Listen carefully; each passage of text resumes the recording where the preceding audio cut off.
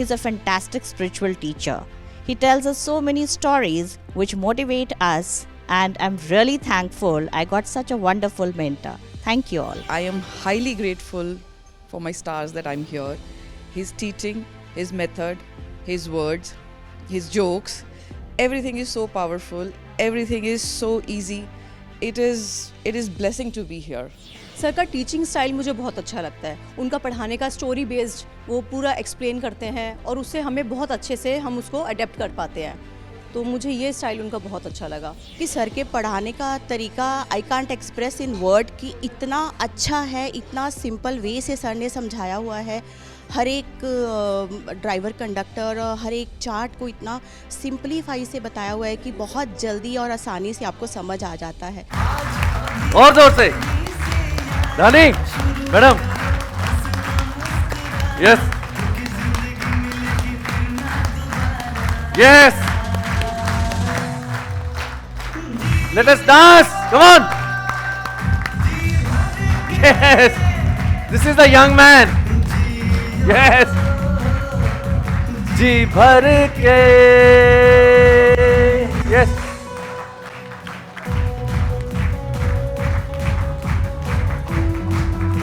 Young man. Sir ढीले मत रहिए, ढीला नहीं रहना है. यस आप तो पटना वाले हैं. आजा राजविंदर. यस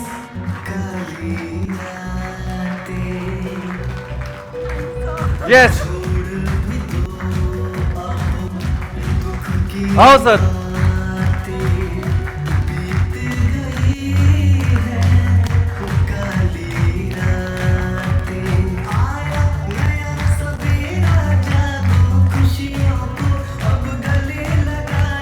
क्योंकि जिंदगी मिलेगी फिर ना दोबारा.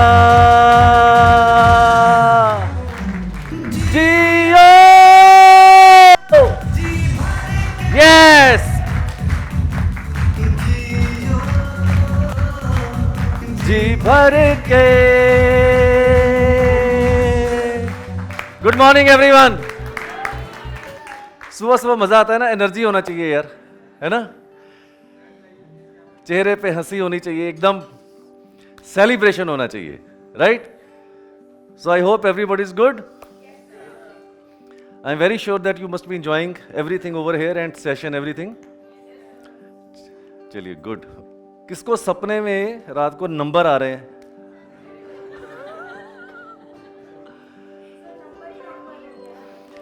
और मैं आपको बता दूं, अगर रात को सपने में नंबर नहीं आ रहे तो आपको अपना चेकअप जरूर करा लेना चाहिए. हाँ जी यस वही कह रहा हूं पूनम. अगर नंबर नहीं आ रहे ना रात को सपने में तो कुछ गड़बड़ है, फिर इधर कुछ चेक करवाना चाहिए. हाँ जी यस नंबर ही घूमने चाहिए. अब क्या होगा जब आप सड़क पे चलोगे ना तो गाड़ियों के नंबर आप कैलकुलेट करना शुरू कर दोगे, है ना. तो हर जगह पे आपको नंबर ही नंबर नजर आने चाहिए. यस एक्साइटमेंट रहती है, करेक्ट. तो ये होना ही चाहिए यार जिंदगी के अंदर. क्योंकि मैं हमेशा कहता हूं जिस आदमी को अपने आप से और अपने प्रोफेशन के साथ इश्क और मोहब्बत नहीं है ना, वो आदमी जिंदगी में कामयाब नहीं हो सकता. आपको इश्क और मोहब्बत अपने आप से और अपने प्रोफेशन के साथ होना ही चाहिए. मैं हमेशा कहता हूँ 80% of the population across the world they are not enjoying the profession because they are into the wrong brackets. तो we are very fortunate enough few people who are into the right profession. हम बहुत ही right profession के अंदर हैं और बहुत enjoy कर रहे हैं लाइफ को यार. This is the only reason. इसलिए कहता हूँ अपने साथ और अपने प्रोफेशन के साथ इश्क और मोहब्बत होना चाहिए. इंतहा क्या है इश्क और मोहब्बत की, इसकी एक स्टोरी सुनाता हूँ आपको मैं. सुनेंगे? इश्क और मोहब्बत की क्या स्टोरी हो सकती है इंतहा की, सुनेंगे? तो देखना जो स्टोरी की मैं सुनाऊंगा आप चेक कीजिएगा कि आपका भी इश्क और मोहब्बत ऐसा है अपने आप अपने साथ कि नहीं है. वो उसका बेंचमार्क है. कहते कि एक बार मजनू लैला के इश्क में पागल था. लैला चली गई थी, बाल बिखरे हुए थे, कपड़े फटे हुए थे, होंठ फटे हुए थे, दाढ़ी बड़ी हुई थी, कुछ पता नहीं उसको, बस दिमाग में एक ही था लैला लैला लैला लैला. तो कहते वो कहीं से जा रहा था समंदर के किनारे से, तो एक मौलवी साहब नमाज पढ़ रहे थे। तो मौलवी साहब नमाज पढ़ रहे थे और ये अपना लैला के इश्क में गुम जा रहा है। तो मौलवी साहब जब नमाज पढ़ रहे थे ये ठीक उसके सामने से गुजर गया। तो जब उनके सामने से गुजरा तो मौलवी साहब ने बोला, ओ बदतमीज, तुझे इतनी भी अकल नहीं कि जब कोई नमाज पढ़ता है तो उसके सामने से नहीं गुजरा करते। तो मजनू ने कहा, मौलवी साहब बेअदबी हो गई, माफी चाहता हूं, मुझे नहीं गुजरना चाहिए था असूलन, पर मैं लैला के इश्क में, उसकी इबादत में इतना मसरूफ था कि मुझे नहीं पता चला कि आप नमाज पढ़ रहे हैं। पर मैं आपसे एक सवाल पूछना चाहता हूं, जब आप अल्लाह की इबादत कर रहे थे तो आपको कैसे पता चला कि आपके सामने से कोई गुजर गया है? तो मेरा इश्क, मेरी इबादत आपसे बहुत ऊंची है। तो आपका इश्क और इबादत ऐसी होनी चाहिए कि क्या हो रहा है क्या नहीं हो रहा आपको पता ही नहीं चलना चाहिए, और अगर आपको पता चल रहा है तो आपका इश्क और मोहब्बत झूठे हैं मेरे हिसाब से। तो इस लेवल का होना चाहिए, है ना। Okay, so let's start our topic. अभी जो मैं आपको टॉपिक पढ़ाने जा रहा हूं ये जानबूझ के डिजाइन किया गया है मॉर्निंग सेशन के लिए। आप जितने भी ये पीपीटी देख रहे हैं ना पावर पॉइंट के ऊपर, ये सारी डिजाइन की गई हैं, सीक्वेंस ऑर्डर के अंदर लगाई गई हैं। डे 1 में क्या होगा, डे 2 में क्या होगा, ये उसी हिसाब से सीक्वेंस ऑर्डर में चल रही है। क्योंकि मुझे पता है जो एनर्जी लेवल अभी है आपका वो दोपहर तक थोड़ा ढीला जाएगा, खाना खाने के बाद और ढीला हो जाएगा, फिर शाम को और ढीला हो जाएगा। तो हमने टॉपिक भी उसी हिसाब से प्लान किए हुए हैं। ये जो मैं आपको टॉपिक पढ़ाने जा रहा हूं, अगर मेरे से पूछो तो मेरा सबसे जो क्लोज टॉपिक है मेरे हृदय के, वो यही वाला है। जानते हैं क्यों?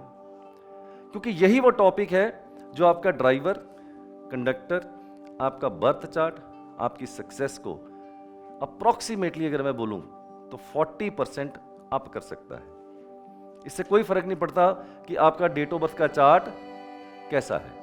नाउ यू जस्ट इमेजिन कि आपका ड्राइवर, आपका कंडक्टर, आपका बर्थ चार्ट, आपका पर्सनल ईयर, आपका पर्सनल मंथ, पर्सनल डे, ये फिक्स है, आप इसको चेंज नहीं कर सकते। You can not change it, only you can understand it and accordingly you can act. But one thing you can change at any as, that is the name spelling. और आपके मन में सबसे पहले सवाल ये आया होगा, नेम स्पेलिंग अगर मैं चेंज करूंगा तो क्या हर जगह चेंज करने पड़ेंगे? मैं बोलूंगा आपको कहीं पर भी ऑफिशियली नहीं चेंज करने हैं, ना आधार कार्ड, ना पैन कार्ड, ना बैंक के अंदर, ना पासपोर्ट के अंदर, मैंने भी नहीं चेंज किए हुए। तो ऐसा आपको टूल बताऊंगा, बड़ा साइंटिफिक तरीके से एक्सप्लेन करूंगा कि अगर इन टूल्स को आप यूज करेंगे तो आप अपने नेम के स्पेलिंग से 40% या उससे भी ज्यादा आप अपनी डेट ऑफ बर्थ को पूरे का पूरा अपलिफ्ट कर लेंगे। Now you can important, how important is this particular topic, how important is this particular chapter, right. तो कैसे अपने नेम के स्पेलिंग को आप चेंज करेंगे। और दूसरी तरफ ये भी मैं बताता हूं, बहुत से लोग प्रैक्टिकली मैंने अपनी जिंदगी में देखे हैं जिन्होंने मेरे से पेड कंसल्टेशन ली है, आपके साथ भी ऐसा जरूर आप देखेंगे कि ड्राइवर भी अच्छा है, कंडक्टर भी अच्छा है, राजयोग भी बैठे हैं, सब कुछ अच्छा बैठा है, बट फिर भी जिंदगी जो है वो कहीं ना कहीं स्टक हो गई है। उसका मेजर कारण यही है, name spelling is the major threat to your prosperity. No you can imagine, चाहे तो 40% ऊपर कर दे और चाहे तो 50, 60, 70% आपको नीचे कर दे। तो आप समझ सकते हैं क्या इंपॉर्टेंट। और मजेदार बात, कहीं चेंज भी नहीं करना यार ऑफिशियली, तो और क्या चाहिए। नाउ सबसे पहले आज हम पढ़ेंगे रोल ऑफ नेम स्पेलिंग। कल मैंने आपको बोला था कि हम 4 तरह की रेमेडीज बताएंगे, आज खत्म हो जाएंगी चारों। पहली मैंने आपको कल बताई थी इनडायरेक्ट, आज सेकंड बेस्ट रेमेडी, इसको मैं रेमेडी भी नहीं बोलता, ये सुपर रेमेडी का भी बाप है, वो है नेम स्पेलिंग, ये सेकंड है। उसके बाद आएंगे how to correct the name spelling, how to correct the name spelling without changing it to the official documents, how to detect the profession, how to uplift the date of birth remedy part 2, Vedic remedies part 3। 3 ये है, और इसको चौथा मैं इसको बोलता हूँ, ये चौथी है role of name spelling, right. But इसको मैं इसके स्तर को गिराना नहीं चाहता रेमेडी का नाम देके, इसलिए बहुत ऊंचा है, इसलिए रेमेडी भी नहीं बोला, ये 4 है हमारे लिए। Then compatibility of 2 numeroscope, 2 birth chart का आपस में मिलन कराना। जैसे सपोज करो पत्री मिलाना कि 2 बंदों की शादी करनी है कि नहीं करनी है, जिनकी हो गई उनका मैं कुछ नहीं कर सकता, राइट। देन ये बहुत ही छोटा सा टॉपिक है, कुछ ज़्यादा इंपॉर्टेंट नहीं है, बट फिर भी हमारे करिकुलम का पार्ट है। बिग एरोज, स्मॉल एरोज, कल अंकित मेरे से पूछ रहा था, सर मेरा क्या होगा Kaliya, prediction without date of birth. Date of birth ही नहीं है। किधर है अंकित? आपने पूछा था ना कि सर अगर डेट ऑफ बर्थ नहीं होगी तो अपना कुछ नहीं होगा। नहीं, मैं आपको बताऊंगा अगर डेट ऑफ बर्थ नहीं है तो बिना डेट ऑफ बर्थ के भी आप कैसे उस बंदे के सवाल का जवाब दे सकते हैं। देन रूल क्या है हमारा? सबसे पहले कई रूल्स हैं, हो सकता है मैं कुछ इसमें डालना भूल गया हूं, याद आएंगे तो आपको बताऊं। हालांकि कोशिश करिए कि कुछ छूटे नहीं। जब भी आप किसी के नेम के स्पेलिंग को करेक्ट करेंगे, थंब रूल याद रखिएगा। जो भी नेम का टोटल है आपका, जैसे मेरा नाम है अरविंद सूद, आराधना, आराधना आराधना आराधना भाकरी, तो पूरा नाम क्या हुआ? आराधना भाकरी।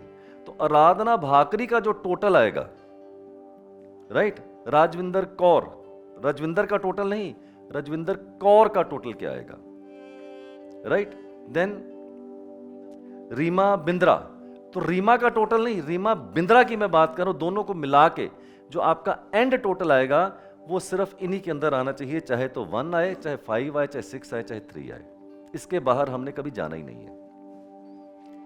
मेरी जितनी भी स्टूडेंट कम्युनिटी है, मैं उनको भोंपू लगा लगा के, इतना बड़ा बड़ा भोंपू लगा लगा के 100 बार, 1000 बार, लाखों बार बोल चुका हूं कि भैया ये वाली गलती मत करना जो बता रहा हूं। और वो पता क्या कहते हैं? नहीं सर छोड़ दो, ये तो करेंगे ही करेंगे, ये तो मैं करूंगा ही करूंगा। इतनी ढीठ, कहते ये तो करनी करनी सर, ये गलती से मतलब रोकी, ये तो हम करेंगे ही करेंगे। ये गलती नहीं करनी है भाई, मैं भोंपू लगा लगा के बोल चुका हूं, ये गलती है। And number is coming from which pair of numbers, very very important. जो आपका एंड नंबर है, एग्जाम्पल मान लीजिए आपका जो एंड टोटल है वो आ गया 6 पे, तो मैं ये बोलूंगा ये जो 6 नंबर आ रहा है कहां से आ रहा है, इसका पेयर कौन सा है? 42 वाला है, 33 वाला है, 51 वाला है, कौन सा है? आपने सोचा मेरा 3 जो है वो मेरे नेम को सूट करता है, तो मैं बोलूंगा कहां से आ रहा है? 48 वाला है, 21 वाला है, कौन सा पेयर है? अगर आप उस पेयर को नहीं देखेंगे और सीधा नंबर को ड्राइव करेंगे तो समझ लीजिए मामला गड़बड़ है फिर आपका। मैं स्टूडेंट्स को सबको बोलता हूं यार ये गलती, वो पता है बोलेंगे मेरे को, सर मेरा टोटल जो है ना 6 पे आता है। वो क्या करेंगे, जैसे रजविंदर का टोटल आ गया मान लो 14, राइट, और कौर का टोटल आ रहा है 10, 24, तो मैं इसको बोलूंगा भैया ये बताओ टोटल 6 नहीं आ रहा 24 आ रहा है, बोलो आप मेरे को। वो क्या बोलेंगे 14 का टोटल कर लिया 5 रजविंदर का, कौर का 10 मतलब 1, तो हमें समझ लाई ये तो 5 और 1 6 है, पर हमें पता ही नहीं चला भाई ये 6 कहां से आ रहा है। ये गलती आप कभी भी मत कीजिएगा, वरना वो सारी कचर पचर हो जाएगी, हमें समझ ही नहीं आएगा कि पूरी मशीनरी ठीक है लेकिन पेच ढीला होने से वो बेल्ट घूम ही नहीं रही हमारी। Now how to detect the profession. अब यहाँ बड़े बड़े जो धुरंधर आप लोग बैठे हुए हैं, आपको झटका लग सकता है कि भैया मैं 25-30 साल से गलत प्रोफेशन में था। बहुत से लोगों को लगेगा अरे ये कौन सा झटका दे दिया भैया, मैं इसका मतलब ऐसे ही चले जा रहा था। नाउ हो सकता है आपको लगे और लगना भी चाहिए। नाउ अब सपोज करो मेरे पास क्लाइंट आता है मैं कहता हूँ भाई साहब ये तो आप 20 साल ऐसे ही बिता दिए, कुछ हुआ तो है नहीं। कह रहा हाँ यार हुआ तो कुछ नहीं, बस रोटी पानी घर वर ये चल रहा मेरा, तो क्या कल प्रोफेशन छोड़ दूं? बोलूंगा नहीं, ऐसा मैं कभी नहीं बोलूंगा कि अचानक आपको आज पता चला यार अपन तो रॉन्ग प्रोफेशन में है और कल ही प्रोफेशन को छोड़ दें। मैं बोलूंगा नहीं, क्योंकि अभी तो पैसे आ ही रहे ना, कल ही छोड़ने से तो जो आ रहे हैं वो भी चले जाएंगे। तो मेरी ये सलाह होती है कि भैया आप जो कर रहे हैं उसको आप करते रहिए, पहला। दूसरा, कब प्रोफेशन आपको थोड़ा सा अगर चेंज करना है तो आप अपने पर्सनल ईयर को पहले देख लीजिए। जब आपका पर्सनल ईयर अच्छे नंबर पे आए, सपोर्ट करे, तब आप प्रोफेशन चेंज करने की कोशिश कीजिए। तीसरा, हमेशा टाइम थोड़ा सा डिवाइड कर लीजिए। मान लीजिए आप एक प्रोफेशन में 8 घंटे देते हैं, 10 घंटे देते हैं, तो मैं बोलूँगा आप अगर वाकई कुछ जंप मारना चाहते हैं तो नया प्रोफेशन जो मैंने आपको बोला है इसमें एक्स्ट्रा जो टाइम है 2 से 3 घंटे का आप लगाइए। देखो सर आउट ऑफ दी अगर आपको कुछ करना है तो ये तो करना ही पड़ेगा ना, बिना ट्राई के तो मैं भी नहीं बता पाऊंगा कि जो मैंने आपको प्रोफेशन बताया है वो गलत है, ठीक है, इसका तो कोई फार्मूला है ही नहीं, तो you have to really work upon it.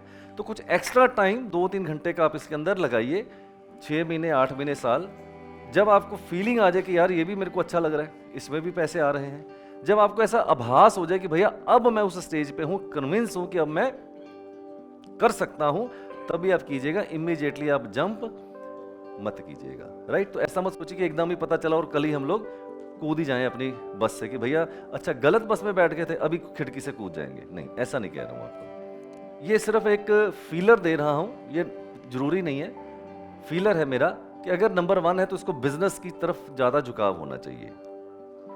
Number 2, अगर हम नंबर 2 के प्रोफेशन की बात करें तो मेरा फीलर है कि जॉब इज बेटर, बट ये कोई फिक्स नहीं है।